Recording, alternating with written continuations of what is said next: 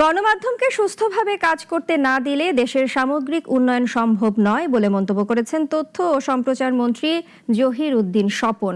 তিনি বলেন, স্বাধীন গণমাধ্যম ছাড়া গণতন্ত্র টিকে থাকতে পারে না, আবার জবাবদিহি ছাড়া গণমাধ্যমও স্বাধীনতার চর্চা করতে পারে না।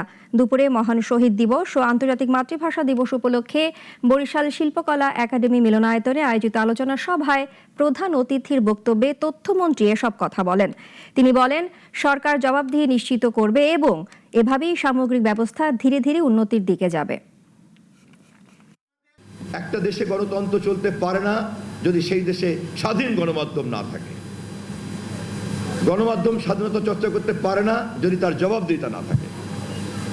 আমরা সেই কারণেই স্বাধীনতার জন্য জবাবদিহিতাকে নিশ্চিত করব এবং এই পথেই গণমাধ্যমের স্বাধীনতাকে আমরা নিশ্চিত করব এবং সেইভাবেই জাতির সমস্ত চিত্রকে উন্মোচিত করবে গণমাধ্যম।